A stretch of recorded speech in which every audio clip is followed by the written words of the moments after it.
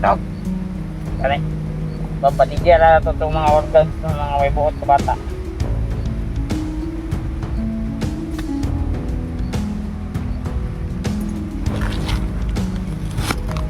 Grabe no. Hindi pa rin sila natuto. Patuloy pa rin sila na nagpipinta. Iba talaga kapag merong malaking tao ang nasa likod nila. Kasi marami silang protector. Kani, may tao nga natanong tuwa ba? Baktas teriyo. Wait out. May landa na ito na lun.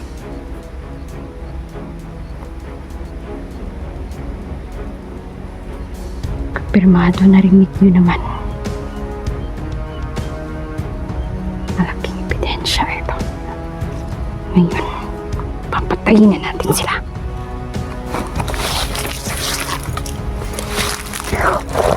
May dugay paminta na ng magpaabot. Para matay yung po.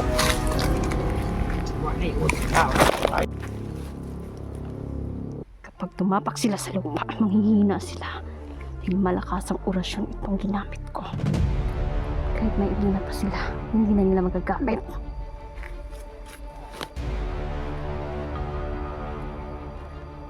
Sige. Subukan nilang tumapak sa lupa.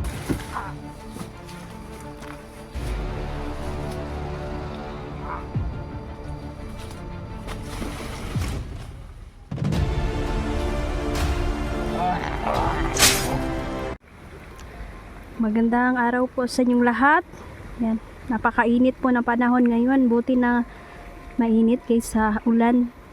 Kasi sunod-sunod din po yung pag-ulan dito. Kaya hindi tayo makakilos, hindi tayo maka-explore ng maayos. Kasi grabe yung ulan dito talaga.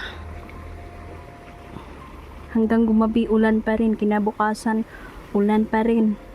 Kaya medyo konti lang yung exploration natin. Pero ngayon, ay salamat, okay na yung panahon. Ayan, patuloy pa rin tayo. Ako, patuloy pa rin tayo na magsagip ng buhay. Unang-una talaga, misyon natin, yung mga bata talaga, mga kabataan. Kasi nawawala pa rin yung ilan, no? Yung ilan nakita pero patay na, yung ilan nawawala pa rin hanggang ngayon. Sinabi natin mga kaibigan na meron talagang mga grupo, no, malalakas na grupo na nasa likod nito. Patuloy talaga nila na hinihipnotize yung mga bata, no, at pinapaniwala nila sa mga maling gawa. Binibigyan nila ng baril. Ayan, ako nagpapasalamat talaga ako kasi yung issue natin kay Saraya ay tagumpay tayo. Yan, magkasama na po sila ngayon sa kanyang mga anak. Yan, hindi ko pa pakita yung interview, no, pero masaya na po talaga si Saraya at yung mga anak niya nag-aaral na po. Yan. Nakakaiyak po yung pagtatagpo nila, no, hindi makapaniwala si Saraya dahil nabuot talaga sila uli ba, magkasama-sama sila uli. Nawalan kasi Saraya ng pag-asa, no, kasi sa daming pagsubok na dumating sa buhay niya at dumaan pa siya sa punto na gusto na niyang magpakamatay dahil hindi na niya kaya yung mga nangyayari sa kanya, mga pagsubok. Pero ayan, si Saraya hindi pa rin sumuko para sa kanyang mga anak. Kaya ayan, sana tuloy-tuloy na talaga, no, ang pamumuhay nila na tahimik. Meron namang trabaho si Saraya ng hornal ba dito kasi sa bundok. Yan, wala ka talagang hindi ka makakakuha ng matinong trabaho kasi kadalasan talaga pag wala kang pinag-aralan, makukuha mo lang ng trabaho dito ay ano, ng hurnal, mananggi, ana. Yan. Kami na taga Bukid, no, sanay kami dyan. Sanay na tayo, no, na manghurnal.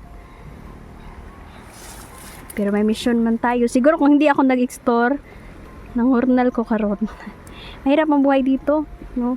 Mahirap, kailangan ka talagang kumayod, kailangan mo talagang magkaroon ng trabaho para may panggastos ka sa pang-araw-araw. Shoutout ko pala, no, si Ma'am Vivian Horikiri sa Japan, tsaka si Tita Dailin, si Sir Jeans. Kayong lahat, hindi ko talaga kayo may isa-isa, lalo na si Sir Eddie Aguinaldo na nasa US, California. Salamat po kayong lahat na sumusuporta sa akin. Salamat po. Pahinga muna tayo dito. Grabe yung init ngayon talaga, no? Sobrang init. Sama natin ating mga kaibigan, no? Hindi tayo kabado sa explore natin kasi po meron tayong mga kaibigan na sumasama talaga. Yung mga gabay natin, sumasama yan sila. Kahit meron pang aatake sa atin sa likod, ay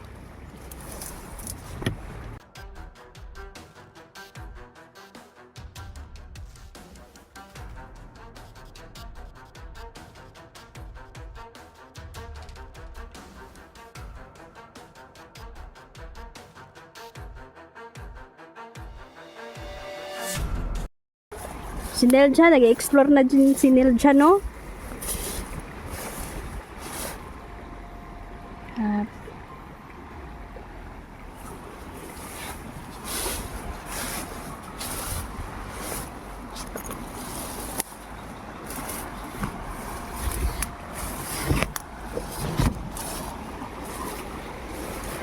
Nakausap ko yung mga bata, isa sa mga bata na na-rescue ko ay yan, tinuturukan pala sila no ng meron talagang ang mga grupo ng mga sindikatong ito, meron talaga silang kasama na sanay talaga, no, sa pag-oopera kasi kadalasan talaga ang mga grupong ito kinukunan talaga nila ng mga organs yung mga bata kasi binibenta talaga nila yung mga organs,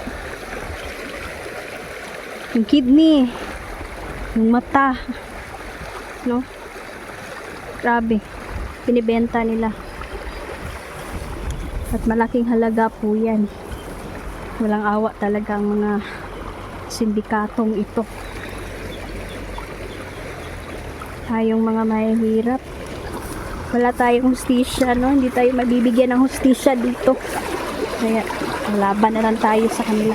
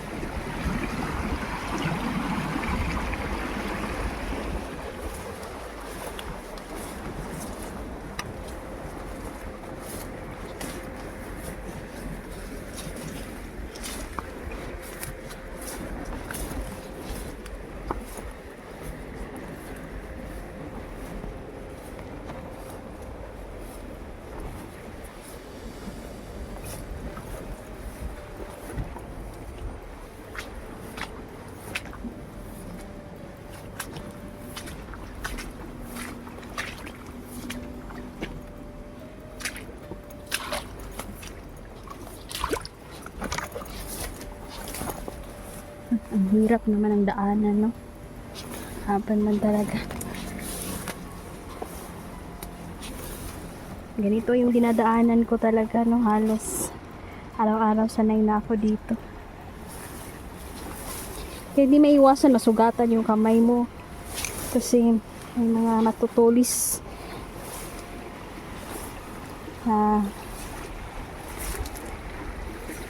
tusok sa katawan mo. Ingat kayong mga hunter. Kalaban talaga.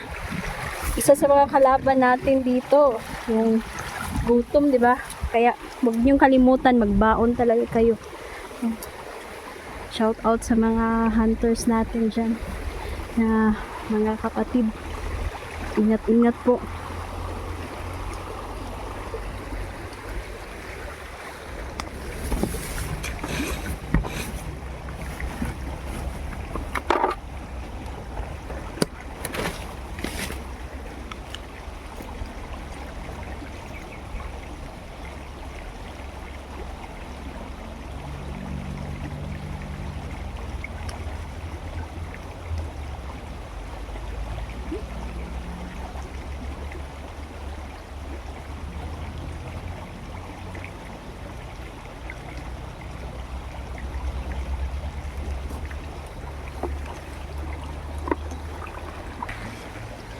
Nararamdaman ko may kalaban.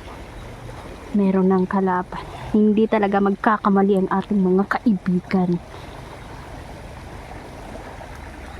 Tinuturo talaga nila sa kung saan ang mga kalaban naglulungga. Ito pa rin sila tumitigil sa pamimitiman ng mga inosente.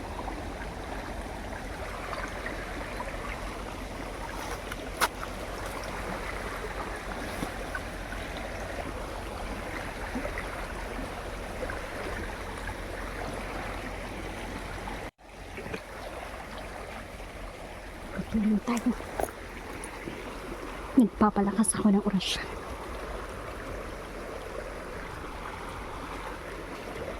Para makontra natin ang kanilang mga agimat. May mga agimat kasi sila.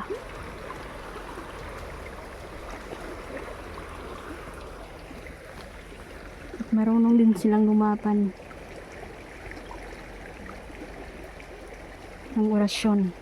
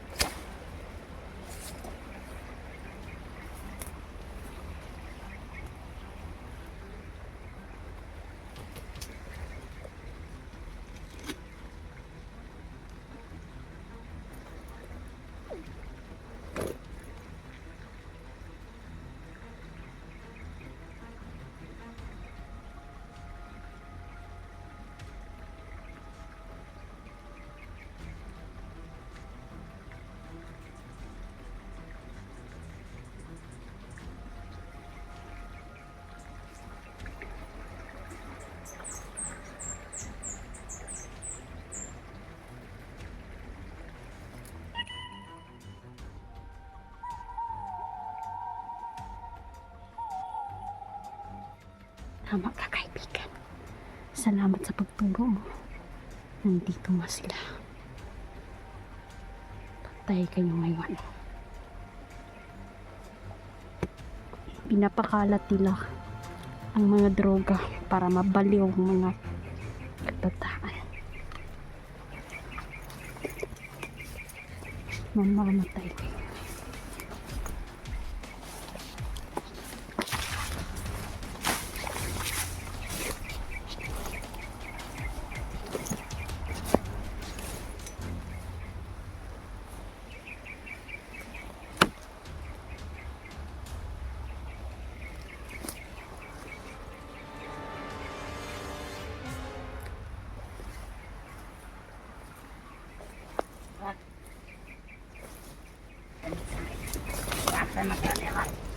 Papaabot na natin miligalis sa mga bata.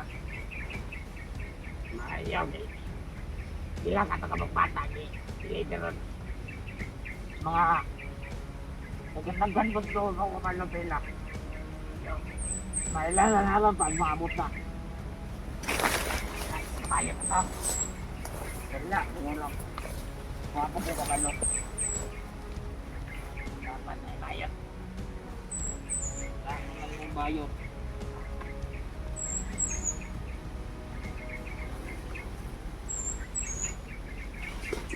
Hindi sana mag-relax. Kasi tama na itong gingon nila na log sandali yan. Ingon nila daghan na itong mga naitabo diri pa sa una. Daghan na itong nangamatay na ito ng kauban. Wala na siguro sa wala na eh. Nga, mamatay ito aron. Wala na po siguro. Wala na pamatay mga tao.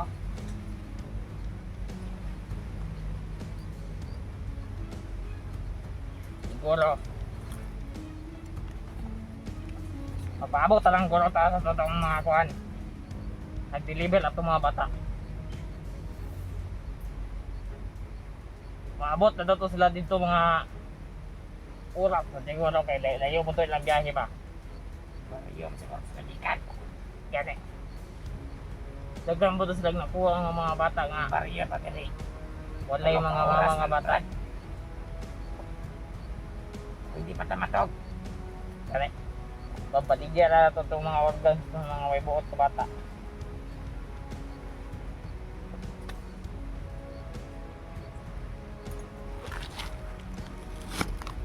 Grabe no.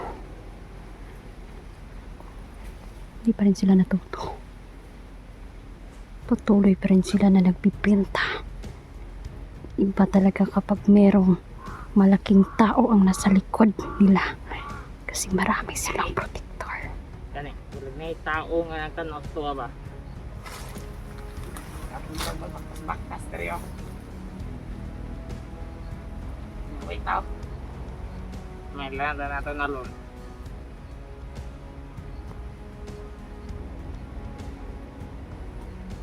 Pirmado, narinig nyo naman. Malaking ebidensya ito. Ngayon, papatayin na natin sila.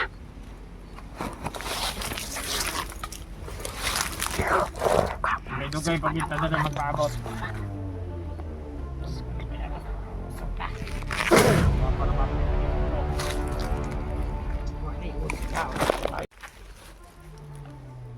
Kapag tumapak sila sa lupa, manghihina sila. Dahil malakas ang orasyon itong ginamit ko. Kahit may agimat pa sila, hindi na nila magagamit.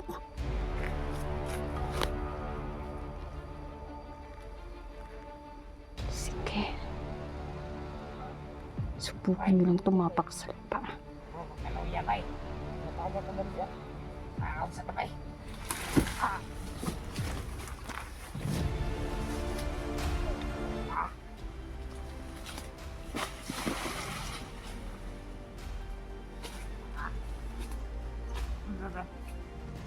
Parang nilalaman sila ng lupa.